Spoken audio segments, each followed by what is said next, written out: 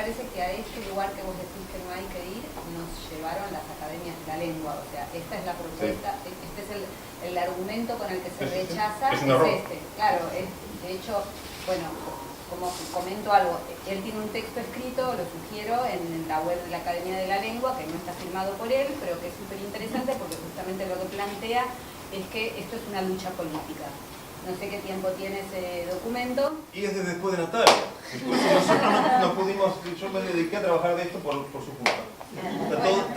Todos los medios llaman una vez por semana, tengo que dar una temporada. Pero posteriormente, si entran hoy a la web de la academia, hay en la home un texto mucho más cortito del presidente de la academia, donde vuelve para atrás y dice que esto es un conflicto gramatical. O sea, es que no es una postura institucional. Entonces, claro, lo que le pasa a Moure es que él es una de las personas Moure que... es el presidente. El presidente.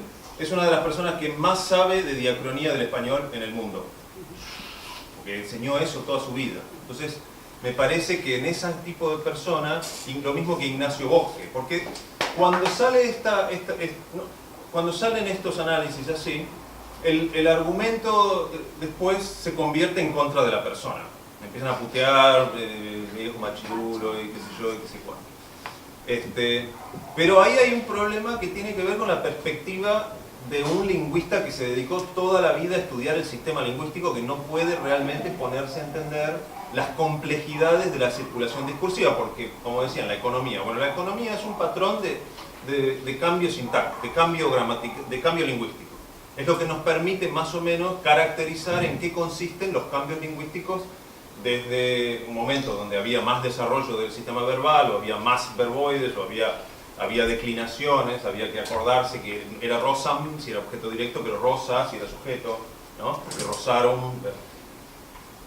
La economía permite identificar cambios a lo largo del tiempo. No es una directiva de la comunicación, no es una forma de comunicarnos, porque nosotros muchas veces nos comunicamos de una manera que requiere muchísimo más esfuerzo, o bien articulatorio, o de procesamiento, o cualquier otro esfuerzo adicional, porque estamos buscando lograr algo. Y es muy raro que nosotros hablemos de la manera más económica, porque muchas veces me pasarías la sal, eso no es económico, ¿no? Eso es imponer una estructura que es el potencial, que tiene que ver con las reglas de la cortesía. Es menos económico que decir pasame la sal, ¿sí? Bueno, y así sucesivamente. Los humanos nos comunicamos diseñando lo que decimos, porque queremos lograr efecto. Entonces, bueno, una cosa es lo que está codificado en la gramática, y si no se codifica no pasa nada, no hay ningún problema. Este es un fenómeno relevante, global, es una de las cosas más importantes que está pasando en el presente, y que el hecho de que no se codifique como gramática, es decir, que uno no vaya le haga una encuesta, si pudiera, 500 millones de hablantes y todos tuvieran el mismo resultado en una encuesta, eso no le quita relevancia ni importancia. Por otro lado, también es un fenómeno, como decían, un poco de las élites, es un fenómeno de vanguardia, ¿no? Y eso tampoco tiene nada de malo. Las vanguardias nunca fueron de masas, tuvieron un momento. Soy abogada, estoy fregada, disculpen, hace 3 años estoy en el Poder Judicial, más jodida todavía, lenguaje inclusivo, nada, bien, gracias. No se habla lenguaje inclusivo en el Poder Judicial. Acá está una compañera, Patricia, allá por atrás, con la que compartimos el encuentro de abogados independientes. Abogados independientes, con una gran cantidad de mujeres en la lista. Y un día tuvimos la posibilidad de presentar la lista como encuentro de abogados independientes, y nos dijeron de todo. De todo, desde kirchneristas, comunistas. Yo no los voto por eso, no los voto. No las feminazis. Bueno, pero eso es todos los días. Feminazi creo que ya lo llevo, qué sé yo. No sé si con orgullo, pero ya no me afecta. Y hasta compañeros que nos han dicho que perdimos la elección por eso. No perdimos la elección por eso. Así que bueno, para mí el tema del lenguaje inclusivo es muy importante, aunque debo reconocer que no hablo con él porque no puedo todavía programarme. Trato de hablar con todos y todas y hacer lo mejor posible. Pero sí me generó mucha mucha indignación el tema del debate de presidente-presidenta, porque enseguida pensé, ¿por qué no se había dado el debate con sirviente-sirvienta? ¿No? Quizás porque sirvienta era algo feminizado y era algo que nos correspondía, y es algo que nos cuesta deconstruirnos todavía, como el tema de la empleada doméstica. Creo que con Pato llevamos una batalla con los medios de comunicación con el tema de la trabajadora doméstica o la empleada doméstica, ¿no? Es trabajadora de casas particulares o trabajador de casas particulares. Y además El enfermero y la enfermera, bueno, enfermero prácticamente ni se dice, claro, se dice enfermera y médico. médico, sí, como juez y secretario, Claro. ¿no? Entonces hay muchas cosas que tenemos que cambiar. Nosotros, creo que desde el Poder Judicial, aquellos que queremos cambiar las cosas, tenemos un trabajo que creo que no lo vamos a ver. Yo creo que no lo voy a ver después de jubilarme, estoy segura. Pero bueno, me parece que está bueno empezar a pensar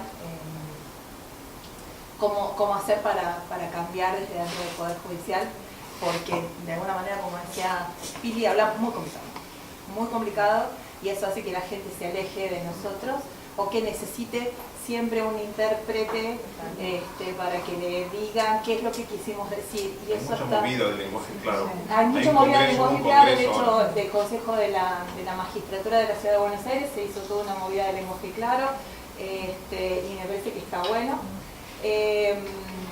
Y me parece que está bueno porque de alguna manera garantizamos el acceso a la justicia. Sí, yo me llamo Karina, estoy de acuerdo con todo lo que escuché, pero quería decir que a mí me interesa, aparte de todo lo que escuché, otra faceta de esto que llamamos lenguaje inclusivo, y que a mí no me gusta llamarlo lenguaje inclusivo porque me parece que despierta muchas... yo veo que acá a mucha gente le da mucho placer la provocación y que el otro, y que si el otro no acepta es un antiderecho. Yo creo que no, en el sentido de que, de varias cosas. En primer lugar, que yo interpreto la creación del tercer género, prefiero llamarlo así, menos como algo que estamos haciendo en la lengua para que la lengua cambie una realidad, o para que la lengua incluya, o lo que quieran, digo, como algo, como decía Sarlo, como algo que va adelante, sino como algo que va atrás. Yo creo, digo, uno en historia lo ve todo el tiempo. No siempre lo que los actores dicen que están haciendo, o las motivaciones que los actores dicen que tienen, son las que en el tiempo van a interpretarse como qué es lo que mueve a esos actores. Y yo creo que el lenguaje inclusivo es algo que viene atrás de la realidad, no es algo que lucha para cambiar, sino que es un resultado, les diría, casi natural de 50 años de cambio social. Para explicarlo de otra manera, cuando en los años 60 cambiaron las relaciones entre padres e hijos, la naturaleza de esa relación, los jóvenes buscaron otro pronombre para llamar a los padres. Antes le decían usted, y esa relación que se horizontalizó la empezaron a denominar con otro pronombre. Ese otro pronombre ya existía en la lengua, entonces el cambio no fue violento, pero yo creo que lo que estamos haciendo nosotros es eso, solo que ese otro género que estamos necesitando para designar una realidad que ya no interpretamos como designada con precisión con el masculino genérico, no existe. Y por lo tanto eso crea en un montón de gente que no es ni machirula ni antiderecho una reacción fuerte. Yo, en mi título personal, Santiago lo sabe muy bien, hace un par de años sugerí la posibilidad de simplificar la ortografía, eliminar la H. Me insultaron en todos los idiomas conocidos y desconocidos, con la misma virulencia con la que insultan al tercer género, de modo tal que yo sería, digo, ni todos hacen lo mismo por las mismas razones, ni todos reaccionan contra esto por las mismas razones. A mí personalmente no solo me parece que viene atrás de una realidad que ya cambió, una realidad que denominábamos bien o no nos llamaba la atención el masculino genérico, porque en los grupos sociales relevantes la mayoría de las veces que usamos el masculino o nos estábamos ajustando a todos los que conformaban ese grupo, o usábamos la ley de la generalización, la mayoría, entonces a nadie le llamaba la atención. Creo que la incomodidad con el masculino genérico es porque está designando mal una realidad que ya es distinta, no que estamos tratando de cambiar la realidad hacia adelante. También estamos tratando de cambiar hacia adelante, pero yo quiero distinguir porque me parece que son dos cuestiones distintas y a mí me parece que la primera generaría mucho menos reacción que la segunda, y para mí ese aspecto práctico me parece importante porque a mí sí me parece que con el tercer género la lengua gana en precisión para la realidad de hoy, que estamos ganando algo en la lengua, que estamos haciendo esa lengua menos confusa en muchos momentos. Digo, cualquiera que tenga hijes en la escuela sabe que a los padres, a casi todos los padres les resulta muy práctico decir hijes, y no están en la lucha feminista, ¿no? Digo, hay cuestiones prácticas por las cuales el tercer género me parece que está bueno para todos, y que a ese aspecto práctico de la lengua, incluso les diría fuera de la lucha política de la que acá se habla, me parece que está bien recordarlo, y que incluso en un sentido táctico, estratégico, si uno cree que la lengua mejora con ese tercer género, como creo yo, está bueno explicar que también está eso, que no es algo en contra de o algo para avanzar contra el patriarcado, que también tiene otro costado que está bueno ver. Esa es mi... Bueno, queda abierto para que circulemos la palabra. Vale, no, yo quería hacerte dos preguntas. El año que viene en Córdoba es el Congreso de la Lengua. Sí, el iberoamericano. Bueno, Es el mismo que decía Ian bueno, se va. Que va, no creo que cambie demasiado. A raíz de esto, la segunda pregunta, siempre me intrigó cuál es realmente el vínculo que hay entre la Academia Argentina de Letras y la RAE. Yo pienso desde mi praxis, yo soy editora en Paidós, y Paidós pertenece al grupo editorial Planeta, que es un grupo español, con lo cual siempre tenemos presente como esta, digamos, dualidad, pero en realidad es multilateralidad del español. Todo el tiempo estamos hablando de, bueno, cuál es el español que se escribe, que los libros muchas veces viajan, cruzan la frontera, tienen que venderse en todos lados. Bueno, la realidad es que son realidades lingüísticas diferentes, ¿no? Nosotros cuando recibimos libros de España siempre sentimos que hay que hacerles algo, que hay que desgalleguizarlos o traerlos más hasta acá, o bueno, de Colombia, y México y de Guatemala. Claro, exacto, siempre hay que alguna... amoldar, ¿no? Entonces, bueno, un poco quería saber desde adentro de la academia bien cómo era eso, si hay tensiones o si no. Bueno, claro, bueno, en principio ya ves que el presidente y yo no decimos lo mismo con este tema, digamos, lo cual, bueno, tengo que decir, nadie me dijo nunca nada acerca de esto. No me vinieron nunca a bajar línea, yo salí a hablar porque a raíz de lo que pasó con la sociedad, nosotros recibimos 5 consultas por día, todos los días. Y ¿consultas de si está bien? Claro, la gente quiere que papá, mamá les diga si está bien o no. Y eso, bueno, nosotros contestamos, hacemos una respuesta más complicada. Estamos diciendo, mire, es un tema complicado. Usted está decidiendo hacer algo que es un gesto que es político. Si usted decide no hacerlo, bueno, está usando su lengua. Y hay que tener siempre cuidado de no pensar que porque uno usa masculino genérico automáticamente es un machirulo. Esperalo a ver que diga algo machirulo, que diga una machirulada, antes de condenarlo, digamos. Y en ese sentido, a mucha gente que está en el medio, ¿no? Digamos, porque el debate es un gran espectro, tiene 2 posiciones cristalizadas, y en el medio ahí es donde hay que ir a pelear. Y en ese medio creo que se agradece mucho lo que nosotros decimos. Me pasa porque voy a dar charlas a los profesorados. Se agradece un análisis que sea, digamos, de lo que es, no de lo que debe ser. ¿Sí? Lo que es, ¿no? Entonces decimos, bueno, ¿dónde circula? ¿De dónde salió? ¿Qué comenta sobre la gramática, sobre la historia de la gramática del español?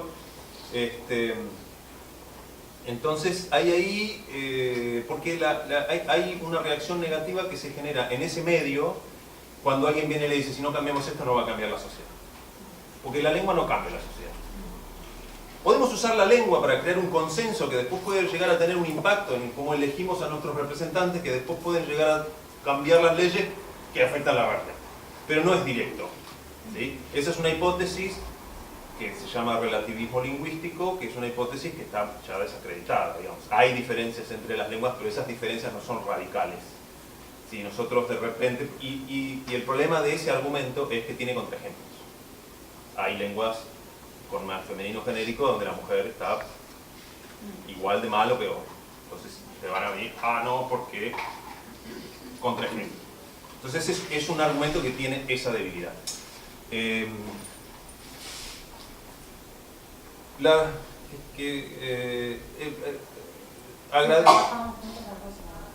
Sí, bueno, hay un problema ahí que es un problema de plata. Institucionalmente existe la Asociación de Academias de la Lengua Española con 23 academias hermanas, ninguna hermana mayor, ninguna hermana menor, pero ahora la Academia Española está pasando su peor momento económico de la historia y su presupuesto son como 4 millones de euros. Imagínate que eso para nosotros es como, nosotros estamos ahí cuidando de no abrochar mucho para no gastar los broches.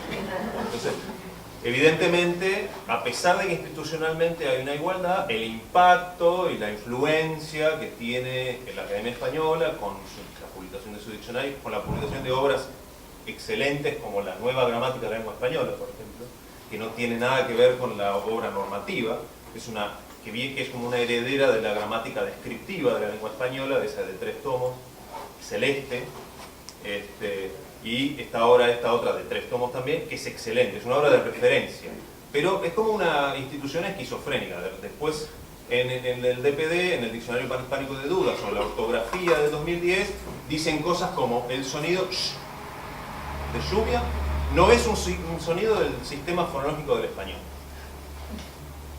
Hay probablemente 60 millones de hablantes nativos de español o más que lo usan de manera prioritaria. Reconocen cuando alguien dice lluvia, pero no lo van a decir, ¿no? Entonces se tomaron el trabajo de decir ese sonido que millones y millones de hablantes nativos de español usan desde que nacen hasta que se mueren, no pertenece al sistema fonológico del español. Una cosa vergonzosa, que yo, digamos, por suerte cuando estuve allá les pude decir, les hice una carta diciendo, mira, usted no puede seguir diciendo esto. Ahora yo tengo una pregunta, por ejemplo, quienes vivimos en Argentina, ¿deberíamos regirnos por lo que... No rige nada. No se rige. Porque hace poco... Ese es un problema. Tenemos un ministro de Educación, ¿qué dice? Sí. Hace poco una mujer, integrante de la Academia Argentina de Lengua, no pregunto el nombre porque no me acuerdo, participó en una actividad de Claxo sobre lenguaje inclusivo. Sí. Y justamente una de las cosas que dijo es que en Argentina debería, digamos, nuestra guía, nuestro norte debería ser la Academia Argentina de Letras y no la RAE. Sí. Y bueno, no sé si ustedes usan el diccionario de la Academia Española. Sí, el de la Academia Española. Sí, lo usan. Esas definiciones no se entiende una goma. El de la RAE, ¿no? Cuando dice Academia Española es la RAE. La RAE. La Real Academia Española. No se entiende. ¿Por qué no se entiende? No se entiende, muchas veces no son lo que uno... El diccionario no es malo, ¿no? Álgido es una palabra que, por ejemplo, a mí no me parece... Prolijo, por ejemplo. Y definen otra cosa. Sí, no importa eso, porque puede tener omisiones, pero el diccionario es muy bueno. Está escrito de un modo que no se entiende, porque los que escriben el diccionario son hablantes nativos de otra variedad. Por ejemplo, lo que estábamos viendo la palabra lujo. Decía demasía en el regalo, el ornamento y una tercera palabra que... Sí. O sea, era una definición totalmente incomprensible. Ni hablar cuando quieren ser inclusivos, porque no sé si conocen, la RAE tiene una página que tiene un diccionario interactivo, pero tiene otras cosas, entre ellas tiene una palabra del día, ¿no? Entonces a veces quieren ser muy inclusivos y ponen la palabra gitanjáfora, ¿no? Que es una construcción poética especial de un poeta latinoamericano, y cuando van y la definen, dicen como forma poética, molesta, cacofónica, ¿no? Para nosotros es como lo máximo que podés hacer con el lenguaje, jugar con los sonidos, y para ellos es una cosa horrorosa, ¿no? Pero bueno, también son los que hacen el diccionario. Nosotros la Academia Mundial de Letras no tiene un diccionario online. La Academia Argentina de Letras no tiene un diccionario online y tampoco tiene un diccionario integral. El diccionario integral que hay que ir a conseguir en Mercado Libre es el Diccionario Integral del Español de la Argentina. Es un diccionario excelente que se hizo en el 2008 y se publicó, lo publicó Clarín y Café. Entonces, el tema es que el hecho de que existe un registro más culto, ¿sí?, para comunicarnos, es un fenómeno de los hablantes, es universal. No es un invento de las academias. Todos, cuando escuchamos a alguien que se come las heces, consciente o inconscientemente, llegamos a alguna conclusión. Si alguien dice sí sería, llegamos a una conclusión. Es decir, hay un registro oculto que también se va modificando. Ese registro oculto, si no lo dominamos bien, recibimos una sanción, ¿no? Nos bajan del currículum. Si te olvidas una H en he ido en un currículum, no te contratan. Entonces la Academia Argentina de Letras tiene un servicio que busca ayudar a los usuarios a hacer un uso adecuado del estándar culto vigente, porque si no hay un problema. Entonces ese estándar culto no es el mismo en Madrid que en Turín, ¿no? Y estamos todo el tiempo tratando de más o menos decir, bueno, porque después hay usos protocolares, llaman del Ministerio de Defensa, que no sé qué, las mayúsculas son una pesadilla, el uso de las mayúsculas. Y en ese sentido, el hecho de que haya una institución que trate de unificar todo eso, que es básicamente convenciones, si es el guión medio o es el que mide un cuadratín, 2 cuadratines o 4 cuadratines, el que es el guión respecto de la raya, igual, digamos, esas cosas de ortotipografía, es deseable que más o menos todos manejemos convenciones similares. ¿Y el tema del lenguaje inclusivo se va a incluir ahora en el Congreso? No lo creo. Yo voy a ir a hablar y me pidieron que hable del diccionario corpus. No creo que hablen de esto, pero como le decía, la Real Academia Española... Pero vos podrías hablar inclusivamente. Yo podría hacerlo, sí. La Real Academia Española hace un supuesto análisis lingüístico de por qué no hay que usar la E.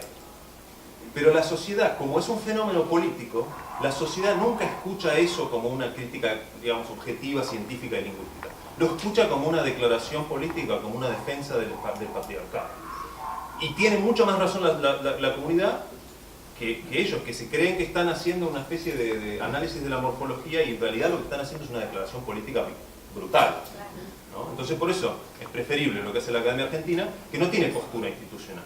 Si nos preguntan, desde lo que sabemos y de lo que podemos decir, tratamos de poner ideas lingüísticas en la sociedad que ayuden a pensar, digamos, porque a mí me parece que lo fundamental de nuestro rol, o del rol del departamento, departamental, que es el que represento yo, que no represento a la institución, sino al departamento, lo fundamental es no, contribuir a que no se demonice el uso del recurso, porque eso es lo que van a querer. Y el clivaje que hay, hablando de clivaje, que esta palabra, el clivaje que hay es político, digamos, porque quien putea, las reacciones más virulentas son reacciones machistas. No son defensores de la A, no son gente que se pone a la mañana la remera de la O, viva la O, y va con una pancarta con la O. No es eso, es político lo que está haciendo. Y cuando a mí me putean en los comentarios esos de abajo, esos que no hay que mirar, son todos tipos. Pero aparte, las puteadas de los tipos, sí, en general, aducen que es que no se entiende. Que vos escribís de una manera, pero es mentira, porque lo están entendiendo y lo están respondiendo. Si se Tienes un libro todo con si se enojan es porque lo perfecto. entendieron. No hay un problema de comprensión, No hay un problema de Por decodificación. eso digo, hay un No, límite se que está enojan muy porque lo bien entendieron muy alcanzado de decodificación, en donde no hay polisemia, no hay dificultad, o sea, se entiende Tampoco perfecto. es necesario. Hay tal vez una, como dirían los rusos, una ustrañenia, Claro, ¿no? Que es como una cosa que no reconoces como propia, pero la estás entendiendo perfectamente. Tampoco es necesario el uso sistemático, no es necesario usarlo toda y cada vez, porque ¿dónde está la señora que hizo la introducción? Yo. No, la del micrófono. Yo. Ahí está. Hizo una cosa que para mí es algo que es un poco la tendencia, es lo que, si a mí me piden un vaticinio, yo diría, lo que va a pasar es eso. Marcó, hizo el uso del inclusivo al principio, habló, lo reforzó al final, y, digamos, porque no, lo importante de la aparición de las fórmulas de inclusión es el posicionamiento que expresa. Y cómo anima a la otra persona a reconocer ese posicionamiento y cómo le impide mantenerse al margen. Entonces uno lo puede usar una vez por párrafo, el efecto se logra igual. No hay ninguna necesidad de que se use me sistemáticamente. parece que eso está muy bien, o sea, lo entiendo y me parece perfecto, pero creo que corresponde con tu vivencia de ser hombre. O sea, yo como mujer realmente siento que con la O en el párrafo, o sea, y retomo... En mi defensa yo salgo a decir que la O es sexismo codificado como gramática. Ese es uno de los argumentos que van a encontrar en este, digamos, si estamos hablando hace 400.000 años, durante el 99,99% de ese tiempo los hombres acapararon absolutamente todos los espacios de visibilidad y preponderancia en la administración de recursos valiosos, en la casa, y después la política, el arte y la ciencia y demás, un poco sin que nadie se lo propusiera, ante la duda se empezó a usar el masculino que era como una manera, como decís vos, de interactuar con una estructura social. ¿Sí? De escribir la realidad. No fue, digamos, lo que quiero decir es que no quiero decir... Lo que siento es que no es deliberado. Sí, bueno. El poder es deliberado. Es deliberada la estructura social. La estructura social es deliberada. Es una no se continuidad. hable, digamos, el sexismo, lo que hoy llamamos sexismo en el lenguaje, en términos de masculinidad, y que el sujeto se define a partir del androcentrismo, es una acción deliberada del patriarcado. Es lo que permite la reproducción del patriarcado. Si no, no tendría mayor sentido. Digo, Sí, yo me refería a la cosa lingüística. Pero escuché atentamente la intervención. Coincido absolutamente contigo en que no estamos discutiendo gramaticalmente. Y yo que me dedico a cuestiones de androcentrismo en el lenguaje jurídico, digo, yo no estoy cuestionando la O por la O misma, porque precisamente como no vengo de la lingüística y mi formación no es en letras, lo hago desde la política. Y es un uso. La dominación androcéntrica utiliza múltiples recursos. Algunos de esos recursos son físicos y otros desde la violencia, pero otros forman parte de cuestiones de dominación simbólica. Y el habla es una forma de dominación simbólica. Creo que este es como un piso básico. Por eso decimos que el lenguaje constituye sujetos. Constituye, pero además con un doble agravante en el caso del derecho, que constituye o excluye sujetos de derecho. Entonces, no es casual que hayamos tenido que esperar a que un activista trans haya decidido hacer una organización, que la Inspección General de Justicia se haya retomado la atribución como un organismo administrativo del Estado y ya no judicial, en términos de ustedes no propenden al bien común, para poder llegar a la Corte Suprema de Justicia y que alguien definiera qué es el bien común. Esto es, sí, estoy hablando del caso Alí. Entonces, digo, esto es en acto cómo se hace uso de una herramienta simbólica para constituir dominación. ¿Hacia la mierda? Lo que yo digo siempre es una cuestión de órdenes, ¿no? Digamos, yo digo, la realidad configura la lengua. Estoy absolutamente de acuerdo La en que realidad, esta discusión no es gramatical. La historia es una social discusión y política. la realidad configura la lengua. Eso es lo único que digo. Después, cuando usamos la lengua que está configurada de esa manera, reforzamos. Es que en el caso que La acabo de reforzamos. decir es precisamente... Estoy hablando de la gramática es un acto general. performativo. Sí, claro. Pero como en la práctica, algunos colegas que pueden estar presentes acá, en lo oral resuelven lo inclusivo, ¿no? Pensando en esto de lo inclusivo como una postura política, ¿no? O la E como algo político, o esto de definirme en el lenguaje como algo político. En lo oral, colegas de radio, colegas de televisión que están acá presentes, lo pueden hacer, cómo lo hacen, porque una cosa es poder escribirlo, listo, mando un mail, me entienden, hago una gacetilla, hago prensa escrita, o acá hay compañeras que tienen su web. ¿Cómo se resuelve en la práctica? ¿Cómo les resulta? ¿No? Si hay alguien que quede, estaba Gaby por acá. Acá. Yo no uso la E porque no la puedo usar. O sea, si pienso lo que estoy diciendo al aire, la E no me sale. Entonces uso la A y la O. Y con eso, yo trabajo en una radio pública, en radio en provincia, y para mí ya es disruptivo usar el femenino y el masculino. O sea que esa cuestión política, yo me siento, digamos, conforme con que ya estoy haciendo un discurso disruptivo. La E, si yo me pongo a pensar dónde pongo la E, no puedo pensar lo que estoy diciendo. Es así de sencillo. Pero a ese uso de A y de la O, ¿no lo estamos llamando también lenguaje inclusivo? Yo para Porque mí es no parece que inclusivo. solo es la E, solo la E. Binario. Claro, quedó la E como la representante del lenguaje inclusivo y... No, para mí es No, una pero acción política usar la A y la O. Uso la E. ¿Cómo le gusta decir? Tercer género. Si vos escuchás, por ejemplo, Futurock, usan la E todo el tiempo. No sé si hay oyentes de Futurock acá. No escucho tanto los programas de la tarde, pero a la mañana, el programa de la mañana, la E se corrigen a sí mismos, digamos, cuando no la usan.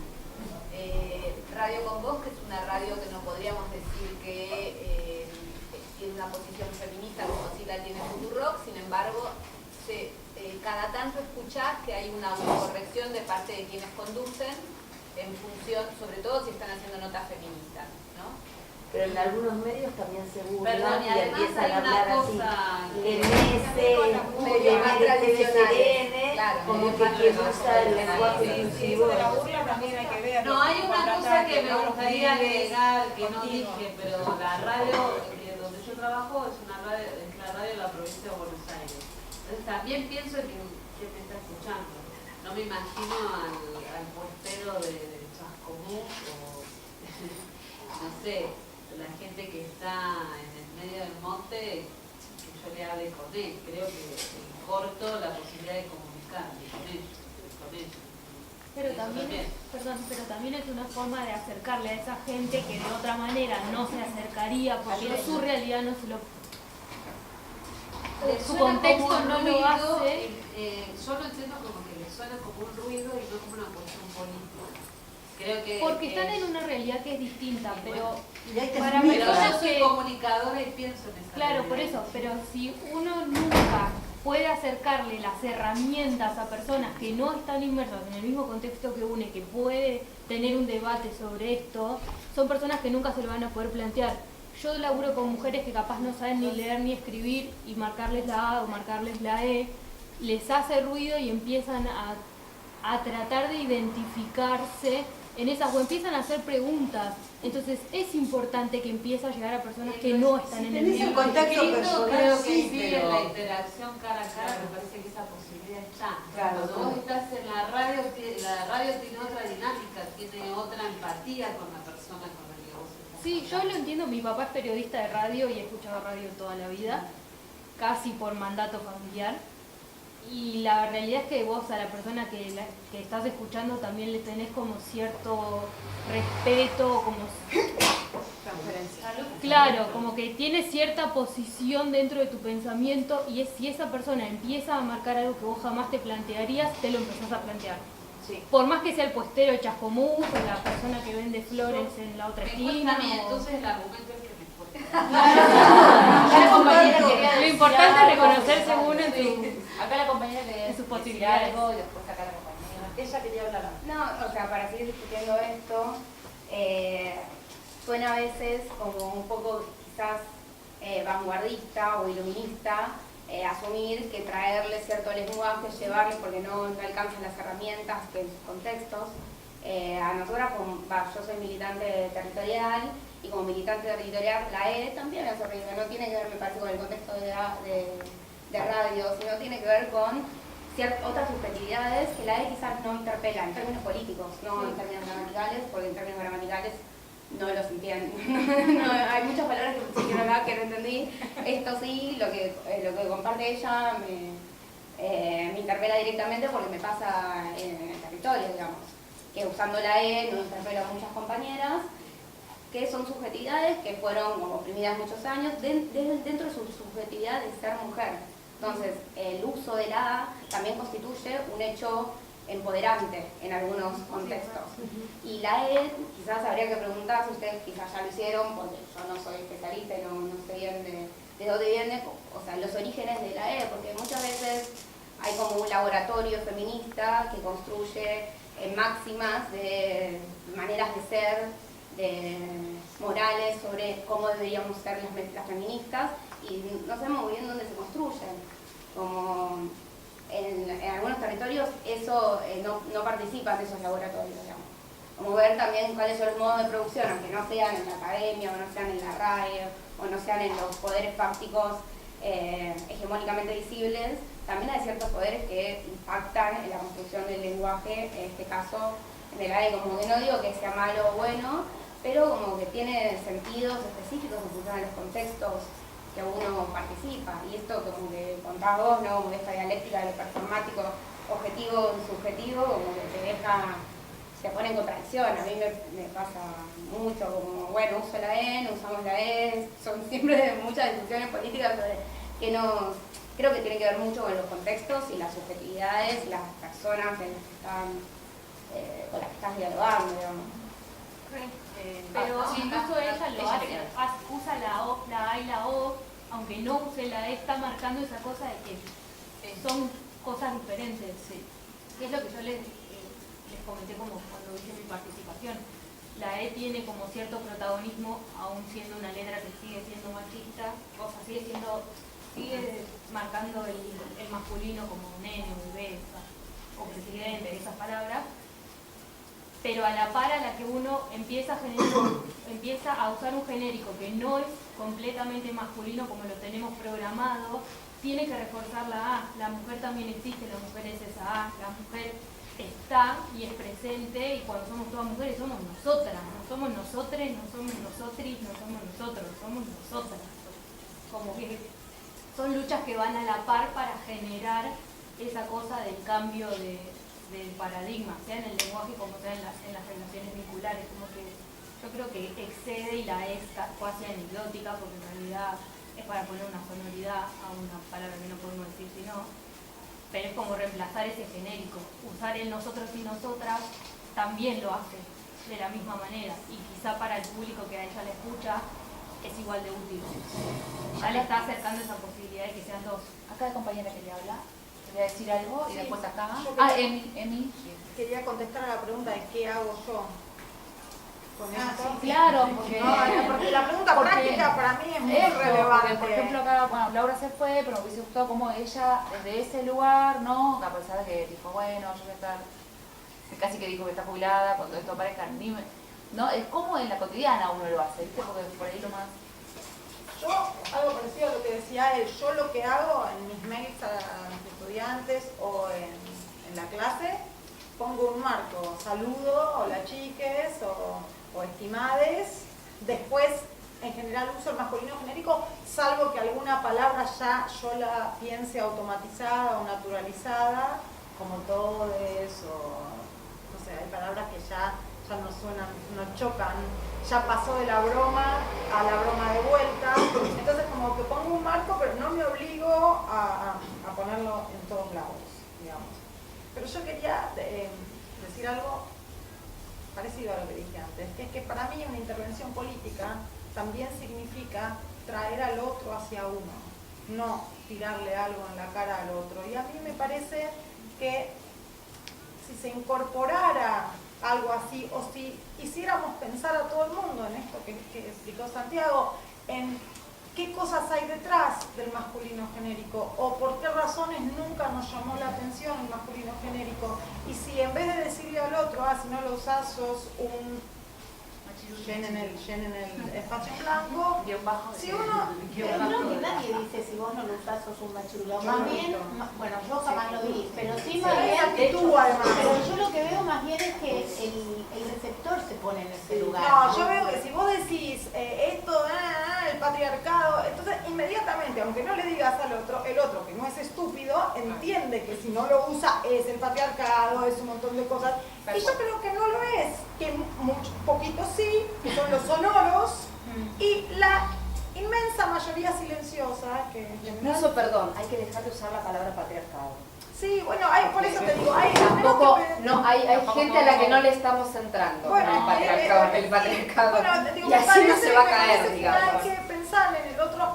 Yo insisto, a mí, si el tercer género cuajara y se ampliara su uso, a mí me parecería una ganancia para todos independientemente. Digo, me parece una ganancia política, si querés, pero no en el sentido de la lucha política, sino que hemos desnaturalizado en la lengua cosas que ya habíamos desnaturalizado en la sociedad, porque tampoco son sincrónicos, y que estamos teniendo una sociedad mejor, con una lengua ayornada a las maneras en que pensamos. Entonces me parece que pensar estrategias en donde esta cosa no se plantee como algo contra, y no hace falta decirle al otro es contra vos para que el otro entienda que hay algo beligerante contra, me parece que está bueno. Emilia. A mí me parece que, digamos, pensando en la red PAR y las personas que producimos, escribimos, editamos, etc. Yo también trabajo en el campo de lingüística, eso, etc. Creo que del lugar de la lingüística o de la ciencia lo que tenemos que lograr es ampliar el decálogo que ya hay y lo que nos está pasando, como te dicho, trabajar en radio provincia, lo que está pasando es que tenemos que facilitar, lograr tener soporte lingüístico, léxico, acá igual la discusión es mucho más allá del léxico, es mucho más fácil, ver cómo hacer esa transición y ayudar a los que quieren hacer esa transición y no la pueden hacer, por ejemplo en la prensa escrita o en la prensa oral, empezar a facilitar ese tipo de cuestiones. El castellano, acá nadie habla español, habla castellano, habla 25 idiomas, el castellano tiene problemas, tiene doble negación, tiene un montón de cosas de ambigüedad, que ya las sabemos que existen, y sin embargo tampoco se resuelve y a nadie le molesta. A mí sí, cuando estoy editando, que alguien diga no vi nada, me sigue pareciendo, pero no importa, digamos, ¿no? Hay momentos en los que sí se puede corregir la doble negación, otros no, etc. Depende de la locura de la pragmática que tenga uno. Pero sí me parece que lo que tenemos que conseguir es avanzar sobre lo que ya hay, porque estamos discutiendo la E, cuando en verdad todavía estamos tratando de imponer el binarismo. Eso es lo que me parece que es lo más fuerte de todo lo que está pasando. Es una ola. Yo hasta hoy estaba peleando en algunos medios de trabajo el binarismo. Que diga todos y todas, que diga abogados y abogadas, somos profesionales del derecho, o sea, empezar a decir, che, mirá que, lo que decíamos recién, ¿no? La enfermera y el médico, ese tipo de cosas. Esa lucha es tan grande, que todavía estamos muy lejos de ganar esa lucha, cuando cae y nos arrastra, como diciendo, bueno, quizás sean simultáneas. Exacto, eso es lo que quiero pensar. Cómo dar esa lucha simultáneamente, cómo lograr integrar herramientas nuevas, ver si esto es lo neutro o lo diverso, porque ahí son dos cosas también distintas, no es lo mismo lo neutro y lo diverso. Hasta ahora estábamos buscando lo neutro. Y yo creo que el chique no es lo neutro. Entonces, me parece que ese posicionamiento es el que también hay que tomar. Si vamos a ir por lo neutro o vamos a ir por lo diverso, cosas totalmente distintas. Es cierto, muchos acá conocimos a Loana, y Loana nunca hubiera permitido que te digan chiques, es fea, digamos, o sea, es loco que tener un documento femenino, pero la disidencia sexual existe y yo tal vez el todo es lo que esté marcando no es tanto la disidencia, sino una forma económica de decir todos y todas. Tal vez sea eso, porque yo creo que sí el lenguaje se rige por la economía. De hecho, los chats, si vos ves cómo los chatean los chicos y las chicas hoy, yo mismo, ves esa economía. ¿Por qué te vas a poner a escribir Q, Q, E, sí, digamos? Entonces nosotros mismos, y si lo ves en el lenguaje pictorial del 1800, también era la Q con que existía. Entonces, siempre hay lugares donde el lenguaje se rige más por la economía, otros lugares que no. Por supuesto que puede quedar como la cortesía, todo puede terminar siendo cortesía nada más. Que es lo que plantean una de las representantes, decir hola a todos. Bueno, y después seguimos los médicos, las enfermeras. Puede pasar. Yo creo que lo que tenemos que lograr es que no quede ahí.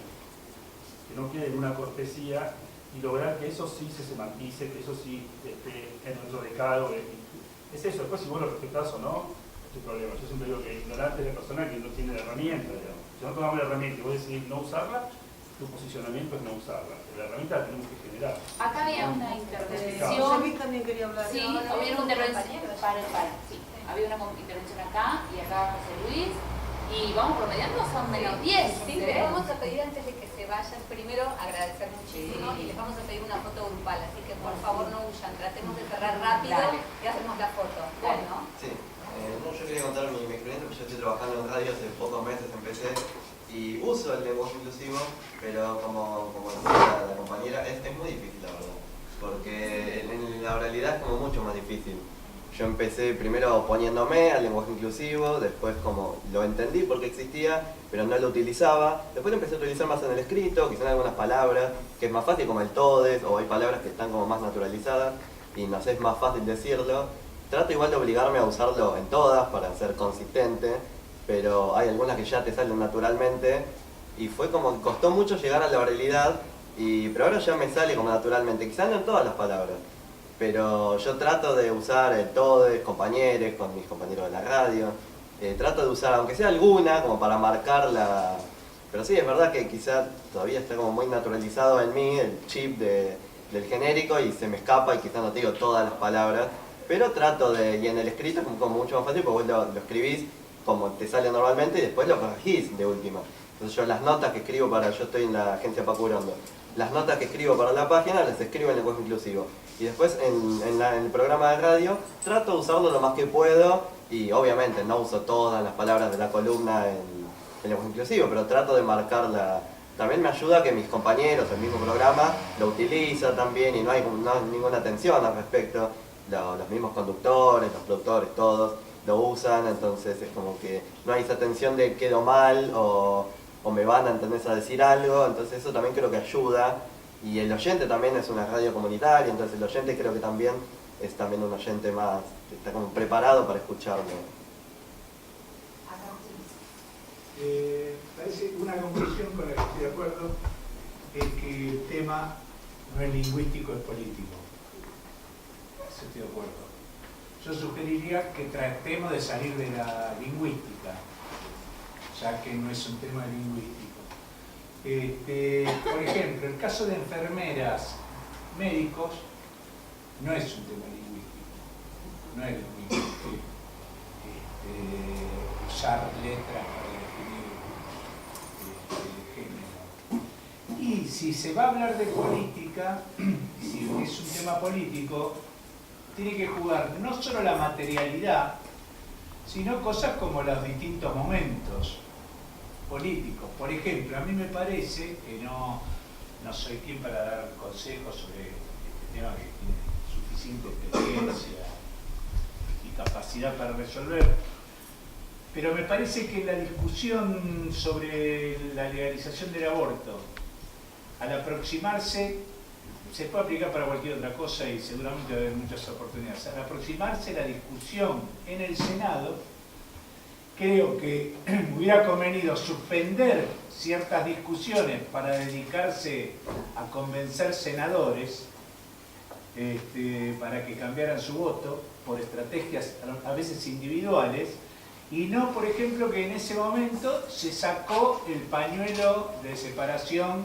Iglesia-Estado, o sea que se duplicó el conflicto, que yo creo que eso consolidó a las fuerzas religiosas y de derecha a oponerse, porque si no entregaban todo, ¿se entiende? No, en no digo que realidad tenga razón. tecnológicamente fue posterior, después de que rechazaron la ley de la No, pero pero no importa, no es que yo piense que tengo razón en esto que digo en la táctica, pero digo, ese tipo de pensamiento y de reflexión tiene que ver con tener éxitos en cuestiones de inclusión. No es solo lo lingüístico, no es solo las denominaciones o los modos de clasificar las prácticas sociales, sino también tener habilidades, que no soy yo el que lo vaya a enseñar porque soy un desastre para esas cosas, pero tener habilidades que te permitan victorias tácticas que te permitan avanzar. Por ejemplo, la intervención de ella en la televisión, que produjo efectos así hasta profesionales, fue un éxito táctico. Pero no solo un acto... saberlo antes de que suceda, ¿no? Bueno, pero... Ese es el diario Ahora, del lunes. En el mundo de la política, la polarización tiene ventajas y desventajas. Uno tiene que usar polarización a veces y a veces menos. Por usarla.